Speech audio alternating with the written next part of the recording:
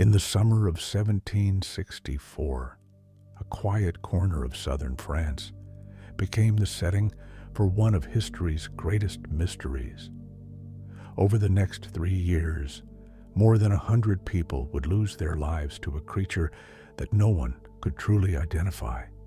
Soldiers hunted it, noblemen pursued it. Even the King of France sent his finest hunters to destroy it. Yet the attacks continued, and with every new victim, the legend of the beast of Gévaudan grew darker. More than 250 years later, historians still debate what really stalked those forests. Was it simply an unusually large wolf, a pack of predators, an escaped exotic animal? Or did the terrified witnesses encounter something that science still cannot explain? This is the black file of the beast of Gévaudan. The province of Gévaudan lay within the rugged mountains and forests of what is now southern France. It was a harsh land of deep valleys, thick woodland, and isolated farming communities. Wolves were already a fact of life. They preyed on livestock and occasionally threatened travelers, but generations had learned to live alongside them. Everything changed during the early summer of 1764. A young woman tending cattle near the village of Langogne reported being attacked by a huge animal unlike any wolf she had ever seen. She survived only because her cattle charged the creature, forcing it to retreat into the forest. At first, many dismissed the story as an encounter with an unusually aggressive wolf. Only weeks later, those doubts disappeared. On the 30th of June, 1764, 14-year-old Jean Boulet was found dead near the village of Les Ubacs. Her body had been savagely mutilated. Unlike ordinary wolf attacks, witnesses described injuries concentrated around the head and throat. Rumors spread quickly from village to village that something unnatural was hunting people instead of livestock. Within days, fear settled across Gevaudan. Parents refused to let children leave their homes alone. Shepherds traveled in groups carrying spears and muskets. Church bells echoed across the countryside whenever another attack was reported. No one knew where the creature would strike next. As summer turned to autumn, the attacks became more frequent. Victims were often children or young women tending sheep or cattle in open fields. Survivors described an animal larger than any wolf they had ever encountered. Many spoke of reddish or rust-colored fur with a dark stripe running along its back. Others described an unusually broad chest, a long, powerful tail ending in a dark tuft, and a head unlike that of any known European predator. Some witnesses insisted the beast ignored livestock completely, focusing almost entirely on human beings. That behavior puzzled experienced hunters. Wolves usually targeted the easiest available prey.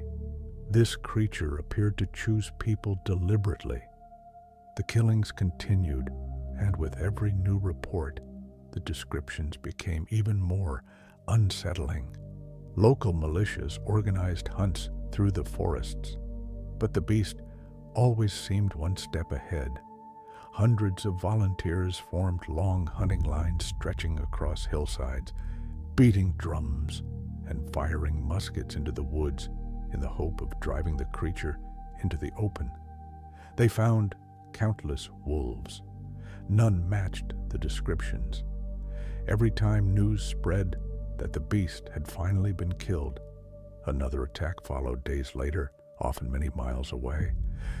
It was as though the creature knew exactly where the hunters were waiting.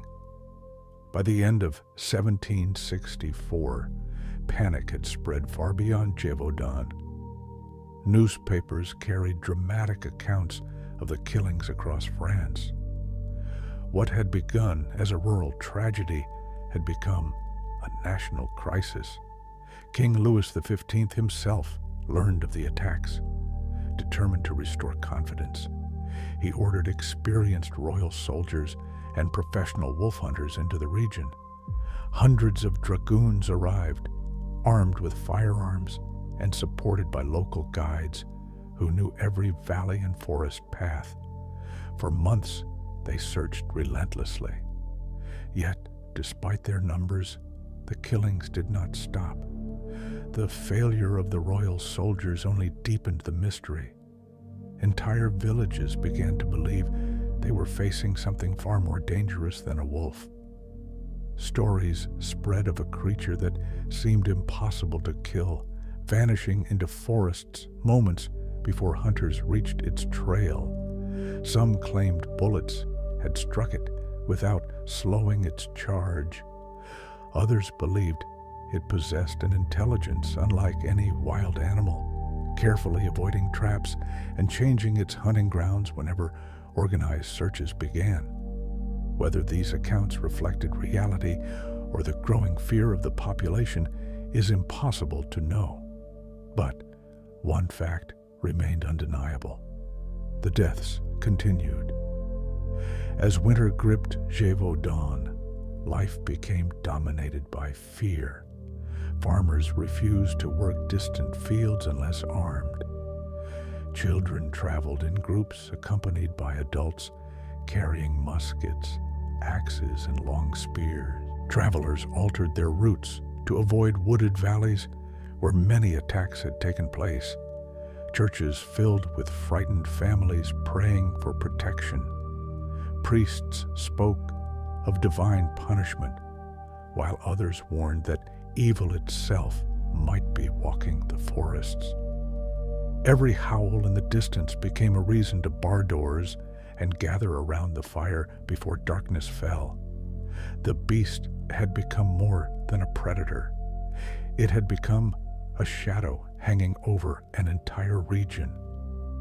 Among the many stories that emerged during those terrible years, one stood above all others. In January 1765, a group of children from the village of Villaret found themselves confronted by the beast while tending livestock. Rather than fleeing, they stood together, using long spears to keep the animal at bay. Their courage allowed every child to survive. The account spread across France, and the children were praised as heroes. Their story offered a rare moment of hope during a period otherwise filled with tragedy. Yet, the beast remained alive. The king responded once again. This time, he sent Francois Antoine, the royal gun-bearer and one of the most respected hunters in France. Antoine believed that only discipline, experience, and patience would end the nightmare.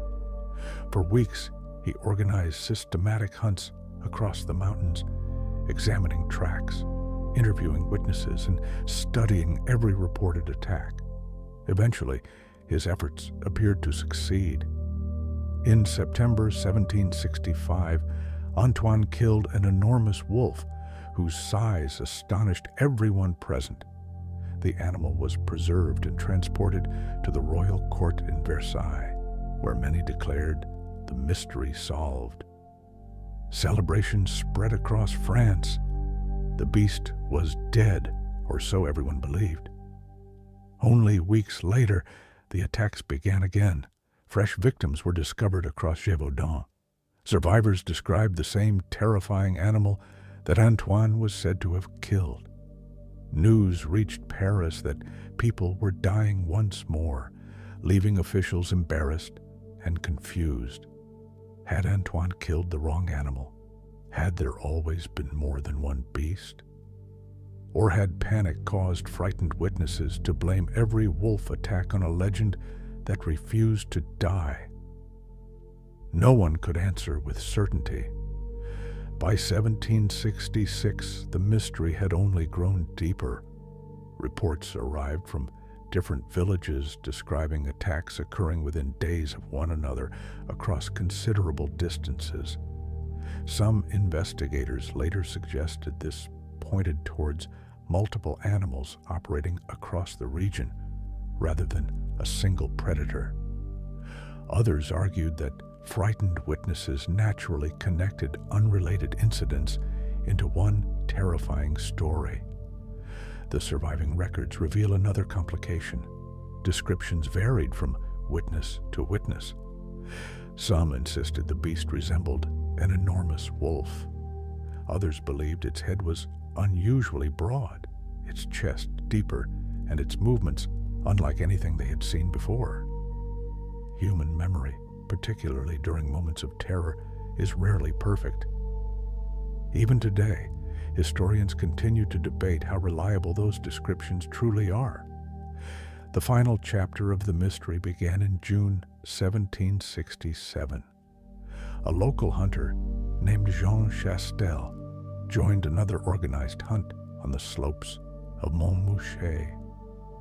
According to later tradition, Chastel waited calmly while others searched the surrounding woodland. Eventually, the beast emerged into view.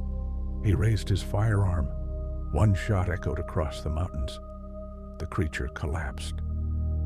Unlike previous occasions, the attack stopped. Whether coincidence or confirmation, no further series of killings matching the earlier pattern was ever recorded in Gévaudan after that day. For many, Jean Chastel had finally slain the beast that had haunted France for nearly 3 years.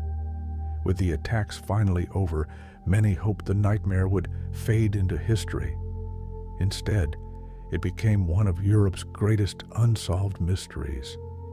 No complete remains of the creature survive today, and many official records were lost, damaged, or destroyed over the centuries. Historians are left with witness statements, church records, royal correspondence, and newspaper reports, each offering pieces of a puzzle that may never be fully solved. The question remains the same as it was in 1767. What was the beast of Gévaudan? The simplest explanation is that the beast was an exceptionally large wolf. During the 18th century, wolves were widespread across France, and attacks on people, while uncommon, were not unknown. A single unusually bold or desperate animal could account for at least some of the killings. Yet, many researchers argue this theory struggles to explain the eyewitness descriptions, the apparent size of the creature, and its repeated willingness to attack armed groups of people.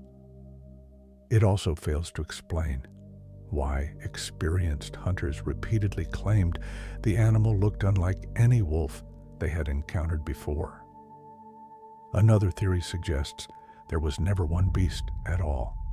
Instead, Gévaudan may have been suffering repeated attacks from several wolves over a number of years. As fear spread through the region, every attack became linked together into a single terrifying legend. This would explain why reports sometimes appeared many miles apart within short periods of time, and why witness descriptions often differed. It would also explain why killing one large wolf failed to end the attacks immediately. Other investigators have looked beyond wolves entirely. Some have suggested a wolf-dog hybrid bred for exceptional size and aggression.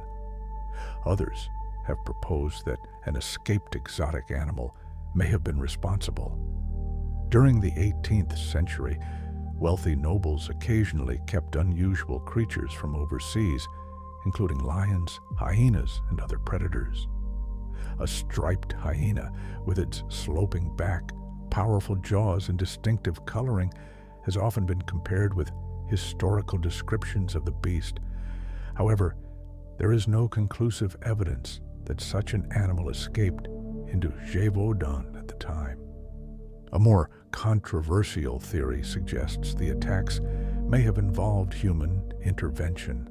Some historians have speculated that the animal could have been deliberately trained to attack people, This idea has fueled rumors of a handler operating in secret, directing the creature before disappearing into history. While intriguing, there is little reliable evidence to support this claim, and it remains largely speculative. Even so, the possibility continues to capture the imagination of writers, filmmakers, and researchers. Of course, not everyone believed the beast belonged to the natural world. In the 18th century, many villagers believed they were facing something supernatural. Tales spread of a werewolf, a demon, or even a divine punishment sent to test the people of Gévaudan. These beliefs reflected the fears of the time when science could not easily explain extraordinary events and folklore remained deeply woven into everyday life. Today, there is no credible evidence that the beast was anything other than a living animal. But the legends have never truly disappeared. Modern investigations continue to revisit the surviving evidence using forensic science, historical analysis, and wildlife behavior. Each new study brings fresh ideas, yet none has produced a definitive answer accepted by everyone. The beast of Gévaudan occupies a unique place, where documented history meets enduring folklore. Unlike many legends, the attacks themselves are well recorded. Real people lived through those terrifying years. Real families lost loved ones. Royal armies were deployed. Official reports were written, and the fear experienced by an entire region became part of French history. What remains uncertain is the identity of the creature responsible. So, was the beast of Gévaudan simply an unusually dangerous wolf? A series of separate predators woven together by fear, an escaped exotic animal? Or does history still conceal an explanation waiting to be uncovered? More than 2 centuries have passed since the forests of Gévaudan fell silent. Yet the mystery continues to fascinate historians, cryptozoologists, and curious minds around the world. Whatever hunted those mountains between 1764 and 1767 left behind more than victims. It left behind one of history's greatest unsolved mysteries. And perhaps, somewhere deep within the forests of France, the truth was buried long before anyone realized they were chasing a legend.